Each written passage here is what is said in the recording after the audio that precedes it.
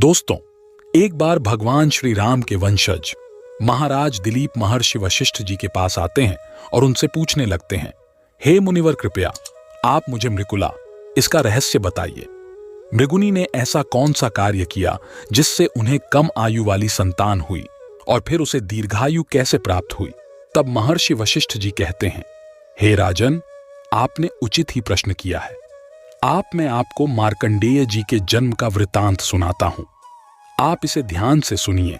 जो भी मनुष्य मार्कंडेय जी की इस प्राचीन कथा का श्रवण करता है, उसे मृत्यु का भय नहीं रहता है, उसकी अकाल मृत्यु नहीं होती है और भगवान शिव सदैव ही उसकी रक्षा करते हैं।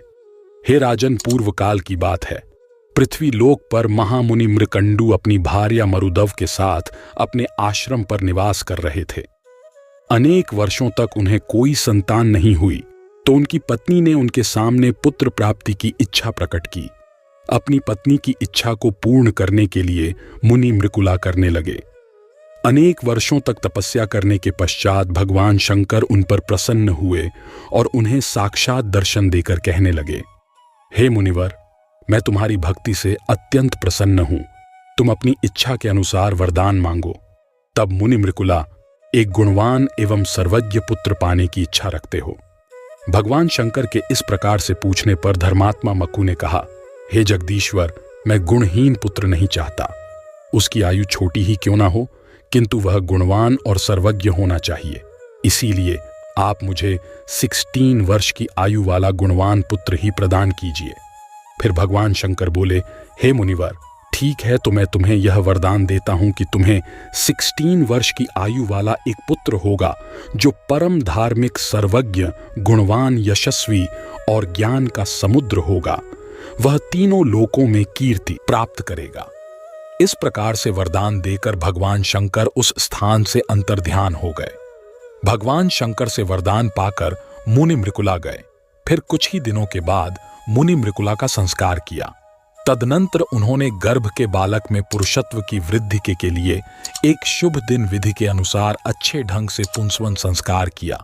जब 8वां मास आया, तब मुनि मृकुला की सुखपूर्वक उत्पत्ति के लिए सीमंतोन्नयन संस्कार किया, ताकि बालक का जन्म होते समय किसी प्रकार का विघ्न उत्पन्न ना हो।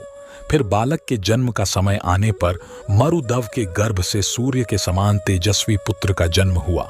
वह बालक अत्यंत सुंदर तथा तेजवान दिखाई पड़ रहा था। चारों दिशाओं में प्रसन्नता छाने लगी। समस्त देवता गण भी स्वर्ग से उस बालक के जन्म की प्रशंसा करने लगे। फिर बालक की शांति के लिए महर्षि वेद व्यास जी मुनि मृकुला का जात कर्म संस्कार किया। उसके बाद मुनि मृकुला का नामकरण संस्कार किया और बालक का नाम मार्कंडेय रखा गया। उस बालक को देखकर नगर के समस्त निवासी आश्चर्यचकित होकर कहने लगते थे, अहो, इस बालक का रूप कितना अद्भुत है, इसके अंदर अद्भुत तेज है, इसके अंगों के लक्षण भी अद्भुत हैं। ऐसा प्रतीत हो रहा है साक्षात भगवान शंकर ही इस बालक के रूप में प्रकट हुए हैं। फिर मृकुला 6ठे महीने में उस बालक का अन्न प्राण कराया। फिर 2.5 वर्ष की आयु में चूड़ा कर्म करके श्रवण नक्षत्र में कर्ण वेद किया। फिर मृकुला के ब्रह्म तेज की वृद्धि के लिए 5 वर्ष की उम्र में उसे यज्ञोपवीत दे दिया और उसे वेद पढ़ाया। फिर मार्कंडेय जी ने अपने गुरुओं से ज्ञान प्राप्त किया और अपनी विलक्षण बुद्धिमता से समस्त गुरुओं को प्रसन्न किया।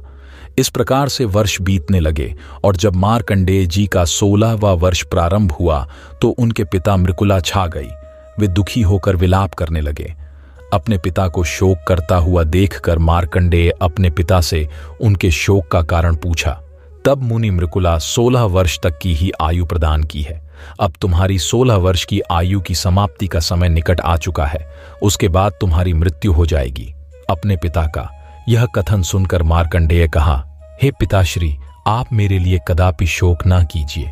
मैं ऐसी तपस्या करूंगा जिससे मैं अमर हो जाऊं। महादेव सभी को मनोवांछित फल प्रदान करते हैं। वे मृत्यु को जीतने वाले त्रिनेत्रधारी सर्वज्ञ हैं। वे कालों के भी काल महाकाल हैं। मैं उन्हीं की आराधना करके अमृतत्व को प्राप्त करूंगा। अपने पुत्र की बात सुनकर उसके माता पिता को बड़ा आनंद हुआ। उन्होंने अपने शोक का त्याग किया और कहने लगे, हे पुत्र, तुम अवश्य ही भगवान शंकर की शरण में जाओ उनसे बढ़कर दूसरा कोई हित श नहीं है, जो संसार में किसी के लिए भी संभव नहीं है। भगवान शंकर उसे भी संभव बना सकते हैं। वे काल का भी संहार करने वाले हैं। भगवान शंकर ने ही समुद्र मंथन से प्रकट हुए अग्नि के समान भयंकर हलाहल विष का पान करके तीनों लोगों को बचाया था। इसीलिए हे पुत्र, तुम भगवान शिव की ही शरण में जाओ, वे ही तुम्हारा कल्याण करेंगे। इस प्रकार से अपने माता पिता की आज्ञा पाकर मार्कंडेय जी दक्षिण दिशा में समुद्र के तट पर चले गए और वहां पर विधि पूर्वक अपने ही नाम से एक शिवलिंग स्थापित किया। वे तीनों समय स्नान करके भगवान शिव की पूजा करते और स्तोत्र का पठन करते थे। इस प्रकार से पूजा करते हुए उन्हें अनेक दिन बीत गए और फिर उनकी आयु का अंतिम दिन आ गया। उन्हें 16 वर्ष पूर्ण हो गए। जब मार्कंडेय जी भगवान शिव की पूजा करने में संलग्न हुए तो उसी समय उस स्थान पर उनके प्राण लेने के लिए साक्षात काल वहां पर प्रकट हुआ। काल के नेत्र बड़े बड़े तथा लाल लल दिखाई दे रहे थे। बड़ी बड़ी दाढ़ों के कारण उसका मुख अत्यंत विकराल और भयंकर दिखाई पड़ रहा था। वह काल काजल के समान काला था और भैंसे पर सवार होकर उस स्थान पर प्रकट हुआ था। काल ने आते ही मार्कंडेय जी से कहा, हे बालक, आज तुम्हारी आयु समाप्त हो चुकी है, इसीलिए अब मैं तुम्हारे प्राण लेने के लिए यहाँ पर प्रकट हुआ हूँ। उस काल को अपने सामने खड़ा देखकर मार्कंडेय को जरा सा भी भय नहीं लगा और वे उस काल से कहने लगे, हे महामते काल, मैं जानता हूं कि आज मेरा अंतिम दिन है, किंतु मैं जब तक भगवान शिव के मृत्युंजय नामक मंत्र का पाठ पूरा न कर लूं तब तक मेरी प्रतीक्षा करो। मैं शिव जी की स्तुति के बिना कहीं भी नहीं जाता, भोजन और शयन तक नहीं करता। यही मेरा व्रत है। संसार में मुझे जीवन, स्त्री, राज्य, सुख भी इतने प्रिय नहीं है जितना मुझे शिव जी की स्तुति करना प्रिय है। यह सुनकर काल ने मार्कंडेय जी से हंसते हंसते से कहा, हे बालक, तुम्हारी यह बातें सुनकर मुझे बड़ी हंसी आ रही है। लगता है तुमने अपने पूर्वजों की बात नहीं सुनी है। जो मनुष्य जवानी में ही धर्म के कार्य नहीं करता, वह बुढ़ापे में पश्चाताप करता है। 1 वर्ष के 8 महीने में धर्म के कार्य करने चाहिए, ताकि बचे हुए 4 महीने सुख से बीते मनुष्य को दिन में ही काम पूरा कर लेना चाहिए, ताकि रात में उसे सुख से नींद आए। जीवन भर ऐसा कार्य करना चाहिए जिससे मरने के बाद सुख प्राप्त हो। जो काम कल करना चाहिए उसे आज ही करने में भलाई है। जब मृत्यु निकट आती है तो काल यह नहीं देखता कि उस प्राणी का काम पूरा हुआ है या नहीं। काल बिना विलंब किए ही प्राणी को ग्रहण कर लेता है। मूर्ख मनुष्य मृत्यु को सामने खड़ा हुआ देखकर भगवान को याद करने लगते हैं और पश्चाताप करने लगते हैं। हे बालक, ध्यान से सुनो। जिसकी मृत्यु नहीं आई है, उसे सैकड़ों बाण भी लग जाएं तो भी वह नहीं मरता, किंतु जिसकी मौत आती है वह घास का तिनका चुभने पर भी मर जाता है। मैंने इस पृथ्वी लोक पर निवास करने वाले सैकड़ों चक्रवर्ती राजाओं और तपस्वी हों को भी अपना ग्रास बनाया है। इसीलिए तुम अब कुछ भी उपाय करके मुझसे बच नहीं सकते। मृत्यु से कोई चूक नहीं सकता। इसीलिए अब तुम व्यर्थ प्रयास करना छोड़कर मेरे साथ चलो। काल के ऐसे वचन सुनकर मार्कंडेय जी ने कहा, हे काल, तुम भी ध्यान से सुनो। जो भी भगवान शिव की स्तुति में लगे रहने वाले मनुष्य के कार्य में विघ्न डालता है, वे शीघ्र ही नष्ट हो जाते हैं। इसीलिए मैं तुम्हें रोक रहा हूं। तुम मुझे भगवान शिव की स्तुति करने से ना रोको।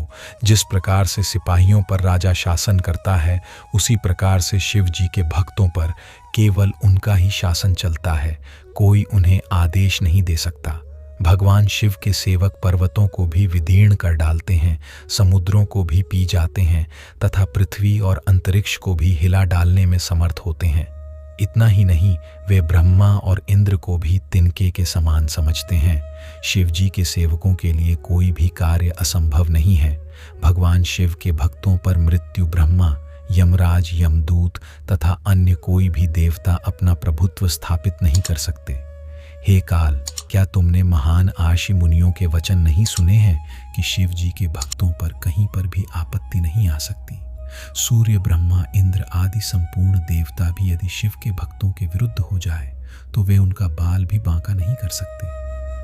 मार्कंडेय के इस प्रकार के वचन सुनकर काल को बड़ा क्रोध आ गया और वे आंखें फाड़ फाड़ कर उसकी ओर देखने लगे, मानो वे तीनों लोगों को निगल जाएंगे। क्रोध में आकर काल ने मार्कंडेय जी से कहा, अरे दुर्बुद्धि बालक, तू किसे चुनौती दे रहा है?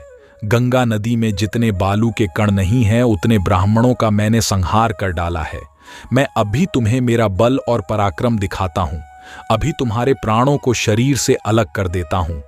तुम इस समय जिनका सेवक होने का नाटक कर रहे हो, देखते हैं वे महादेव भी तुम्हारी रक्षा कर सकते हैं या नहीं। इस प्रकार से गर्जना करते हुए उस काल ने विकराल रूप धारण करके मार्कंडेय जी के प्राण लेने के लिए आगे बढ़ा। उतने में भी भगवान शिव उस शिवलिंग से प्रकट हो गए। भगवान शंकर का रूप अकल्पनीय था। लंबी लंबी जटाएं, मस्तक पर चंद्रमा, गले में भयंकर वासुकी नाग, हाथ में त्रिशूल लिए शिवजी मेघ के समान प्रचंड गर्जना करते हुए काल के सामने प्रकट हुए और उन्होंने उसकी छाती में लात मारी। लात मारते ही काल पीछे हो गए और भयभीत होकर खड़ा रहा। भगवान शंकर को देखकर मार्कंडेय जी ने उनकी स्तुति करना आरंभ कर दिया।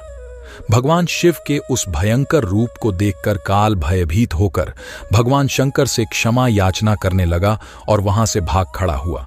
फिर मार्कंडेय जी की स्तुति से प्रसन्न होकर भगवान शिव ने उन्हें अनेक कल्पों तक जीवित रहने की आयु प्रदान की और वे उस स्थान से अंतर्ध्यान हो गए। भगवान शिव से वरदान पाकर महामुनि मार्कंडेय जी अपने आश्रम पर लौट गए और अपने माता पिता को प्रणाम करके उन्हें सारा वृतांत सुना दिया। मार्कंडेय जी ने अनेक कल्पों तक पृथ्वी लोक प्रवास किया। उन्होंने अनेकों बार प्रलय को अपनी आंखों से देखा है। जो भी भगवान शिव की आराधना करता है उसे काल छू भी नहीं सकता। मुनि वशिष्ठ कहने लगे, हे राजन, मैंने आपको मार्कंडेय जी के जन्म का वृतांत सुना दिया है।